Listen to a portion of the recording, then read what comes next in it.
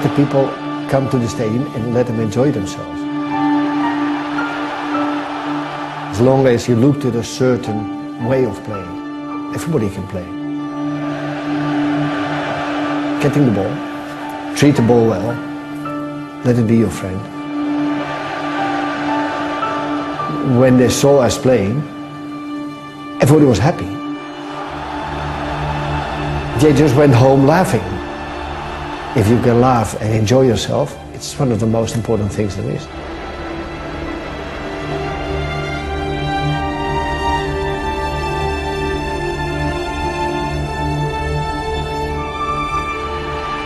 Johan Cruyff. He was football's enigma. Not only would he ghost past defenders like they weren't there, he would outwit them too. Like a mathematician on the field, he always managed to find another angle. There would always be another dimension to his play. He had the perfect combination of intelligence and skill.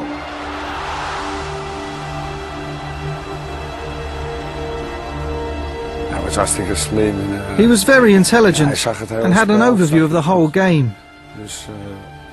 And there aren't many that have that ability. There were some, but he was on another level.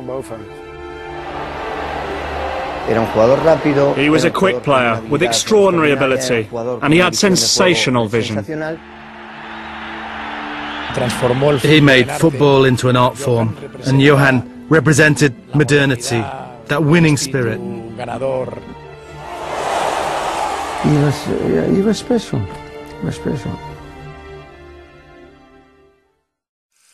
It was in Watergraafsmeer, in the east of Amsterdam, that Johan Cruyff grew up in the 1950s.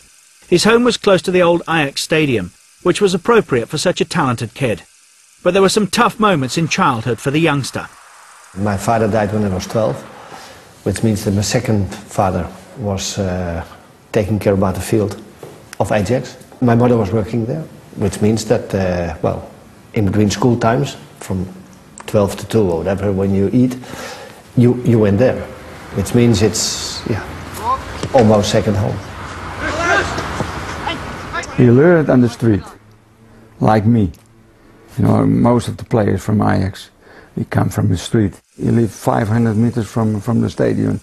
He was like a son van us. He was a real Amsterdam boy, you know. He was a real man of Amsterdam. Then I was on the field and he was behind. He shoot the ball back to the trainers and he was always running and playing with the little guys. He was a small friend of all the players, you know. They were older, they just guide me in the good things and in the bad things. When I had a good game and I talked a little too much, it was like, shut up or we'll find you. The youngster, though, was something of a prodigy. Cruyff made his debut at the age of 17, scoring in his first match and making a name for himself on equal terms with the men he'd once seen as father figures. They were players for the first team, and of course they were the idols of all the young players at that stage. But at the same time, I saw them every day. So when I went into the first team, everybody says, "Were you nervous?" I said, "Well, I wasn't nervous. I went in the dressing room all the time as a young kid. It was just so natural, so automatic." By 1966, Ajax were dominating the Dutch league. They won the Eredivisie with a little help from their young centre-forward, who got 25 goals in 23 games. Well, first of all, we had a good team at that time. There were some very good players, and I was quite, at that time, still quite selfish. I knew where I had to go. My control was very quick because that's what I had to do my whole life, otherwise I would never have come to the first team. So it was quite easy to score these goals. It was just based on my quality. He was fantastic. He was so smart. He knows where the ball is coming. He saw everything. And he can play on every place in the team. The 1960s were pioneering days for Ajax. Rinus Michels and his talented squad were developing a fluid style of play, a system that would become the celebrated total football. Shaki, deze jongen With a scholarly air, through method and precision, Michels became the master, commanding respect from his attentive pupils. En in mindere mate dus de competitie buiten een enkele wedstrijd vraagt dus 2,5 kwartier geen seconde verslagen. And in Cruyff, Michels had the perfect player to put his ideas into action on the pitch. He was Ajax's star. But there were times when even Johan Cruyff was brought back down to earth. The trainer say no smoking, Michels. And we come from the training in the car and we drive 200 meters and he stopped with the car. And he make cigarettes and he smoked a cigarette after the training. We had to do some training in the woods, running, and I hated running. The second goalkeeper and myself, we were behind the tree, smoking a cigarette until they were coming by. And then one day we were just smoking and then the coach was behind the tree. So he said to me, next day was the day off, next day you've got to train because we can't accept that and all these sort of things. I was there on the place at 7 o'clock. Then the coach came in his car, in his pyjama. He said, it's too early, it's too cold, bye-bye. So he turned around, went home again. And I was there looking like a fool. Whatever went on behind the scenes in Amsterdam, Michels and Cruyff were going places. And in 1969, Ajax made it to the final of the European Cup, where they met AC Milan. We had to pass the first final of the European Cup. At that time was in Madrid against Milan. And we lost there.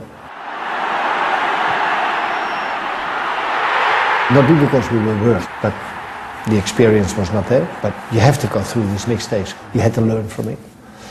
And then the great period started in '71. It was a bright London evening at Wembley Stadium, June the 2nd, 1971. It turned out to be the first defining moment for Johan Cruyff and his Ajax side. Keizer buitenom, zeer goed. Prachtig ingekopt is het doelpunt. Ja, ja. Een doelpunt van Dick van Dijk op het voorzet. Cruyff. Heel handig het schot van Haan en het is een goal. 2-0 voor Ajax. 2-0 voor Ajax. Arie Haan. It was the beginning of the Ajax era, where the likes of Real Madrid and Benfica once ruled. European competition would now be dominated by a small club from the east of Amsterdam. Ajax at that time was still in their organization, an amateur club. I think maybe 10 or 20 persons were working there. You didn't have directors, you didn't have, no, there was a president. And then, yeah, people who did it in their spare time. A year on, in 1972, Ajax were preparing for another final, this time with a new coach, Stefan Kovacs, in charge.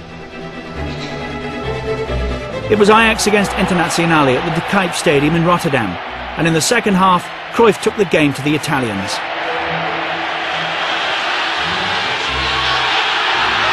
En ik was voorbij de goal!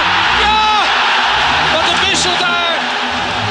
You knew that wherever you went, you had somebody marking you, wherever you go. And it just was waiting for the moment to be alert, to do what you have to do. If you do something, he will react. And that's what I had when I scored a goal with my head. Keizer. Ingekopt! Schitterend ingekopt. Cruyff, toch weer Cruyff. 2 goals from Cruyff brought Ajax their second European Cup. They were now in a period of phenomenal success, and there was never any doubting who was the jewel in the crown. Johan was echt een leider. Johan was a natural-born leader. He was the driving force of Ajax and our team. He always had that in him, and this was very important to Ajax. Was ook heel belangrijk voor Ajax. It was Johnny Rep who scored the goal in 1973 that beat Juventus in Belgrade. 3 in a row for Ajax and Johan Cruyff. It was a fantastic achievement because I think, I don't know, not a lot of clubs did it. So you came into a select group of clubs within Europe. I played 7-8 years with him, and we win 3 times the European Cup together. And he was the best. But this was to be the last time that Cruyff would hold the European Cup as a player. Despite the celebrations, there were problems behind the scenes, which meant that Ajax's star had to move on. From the club on, there was no discipline. For nobody, not from the president to the players, not from the players to the coach, not from the coach to this. It was a pity because I think they could have held a few more years. You can get angry, that's what I did, and I tried to keep these things together, but it was almost impossible after these 3 cups. So in 1973, the European Player of the Year, the best player in the world at the time, chose to sign for Barcelona. For the locals, the arrival of Cruyff and the impact he had was as good as a miracle. When Johan arrived here in Barcelona, the club was going through, let's say, a strange period. Even though we were playing well and had good players, we weren't winning anything. But when Cruyff arrived, in the footballing sense, it was like the Big Bang, which really reactivated the team.